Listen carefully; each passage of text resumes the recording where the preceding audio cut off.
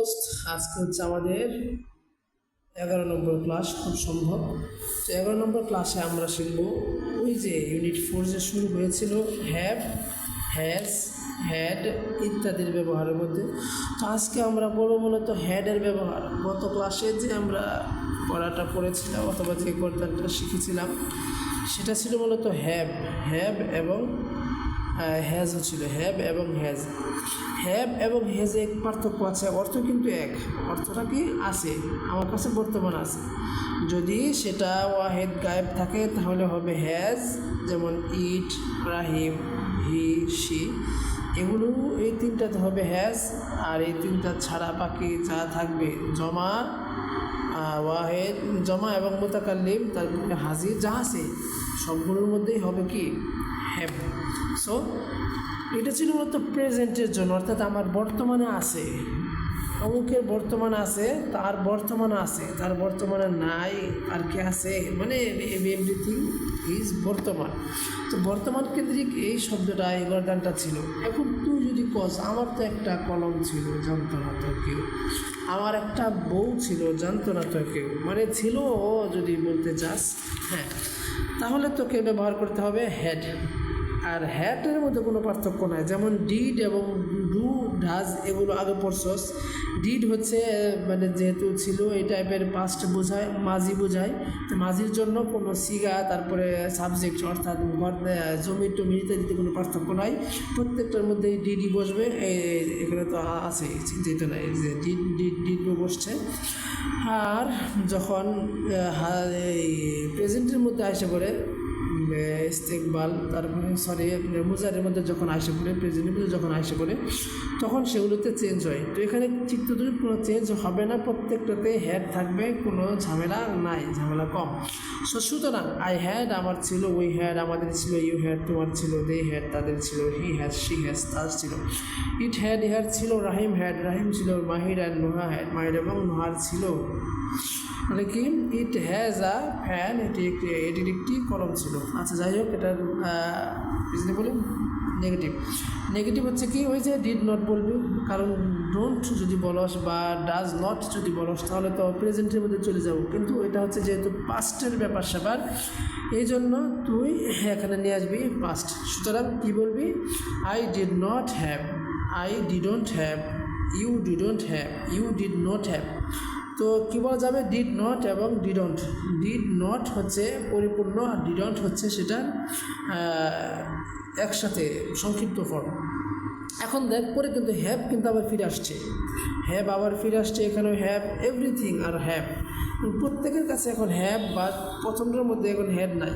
আমরা জানি ইংরেজি ভাষার যে শব্দগুলোর মধ্যে মাঝি, মাঝি যে হিসেবে তুই ব্যবহার করবি, ফার্স্ট যে ভার্বটা থাকবে সেটা যদি মাঝি হয়ে যায় তাহলে পরবর্তী সেটা কিন্তু মুস্তাকবেল ইত্যাদি মানে সাধারণভাবে সে ব্যবহার হবে। হ্যাঁ, এখন তুই মনে কর যে যখন তুই বললি ডিড নট, ডিড এই শব্দটা কি, ডিডটা তো মূলত মাঝি, ডি আর ইস্তেকবাল বা ডিড এর ফিউচার হচ্ছে, ডিড এর প্রেজেন্ট ফর্ম হচ্ছে ডু। তো ডু হচ্ছে প্রেজেন্ট আর ডিড হচ্ছে পাস্ট। তো এখন এখানে যেহেতু শুয়ে একটা পাস্ট ব্যবহার করে ফেলছস, সেই হিসেবে এ হ্যাভ এটা আর পাস্ট ব্যবহার হবে না, এটা আগের মতোই প্রেজেন্টটাই ব্যবহার হবে। এখানে আর হ্যাড আসার কোনো দরকার নেই। এখানে যদি হ্যাড থাকতো তাহলে তো ডিড বলার কোনো দরকার নেই, যেহেতু এখানে ডিড আগে আসছে, এজন্য যেহেতু পাস্ট ডিড এটা ভার্ব, এটা আগে আসছে, এটা যেহেতু ডিড একবার হয়ে গেছে তাহলে এখানে হ্যাভের পাস্ট ফর্ম আর নিয়ে আসার কোনো দরকার নেই। হ্যাঁ, সেই হিসেবে এখানে তুই বলবি আই ডিড নট হ্যাভ অথবা আই ডিডন্ট হ্যাভ, আমি আমার ছিল না, উই ডিডন্ট হ্যাভ আমাদের ছিল না, ইউ ডিডন্ট হ্যাভ তোমাদের ছিল না, ডিড ইউ হ্যাভ তোমার কি ছিল, ডিড দে হ্যাভ তাদের কি ছিল, তারপরে কি ডিড হি হ্যাভ তার কি ছিল, এরকমভাবে একটি প্র্যাকটিস করা লাগবে ইচ্ছা মতো।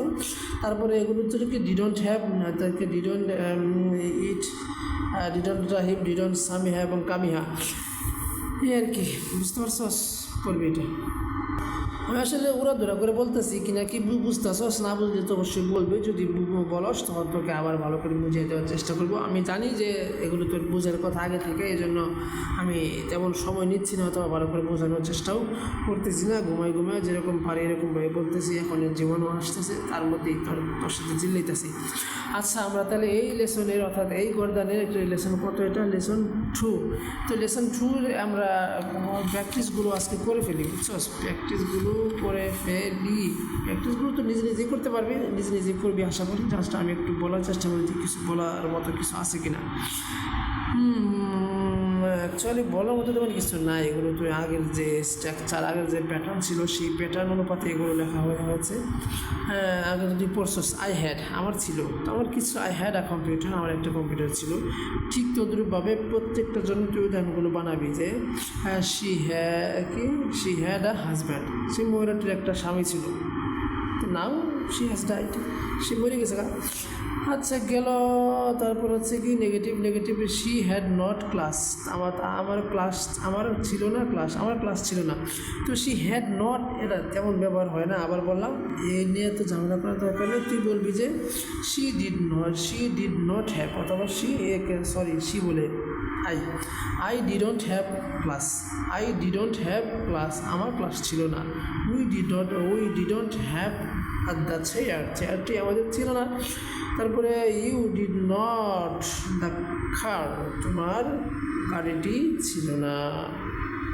অথবা ইউ ডিড নট খাও, তোমার একটি গাড়ি ছিল না। তো তুই পড়বি, প্র্যাকটিস করবি, এটি তোর আসল কাজ।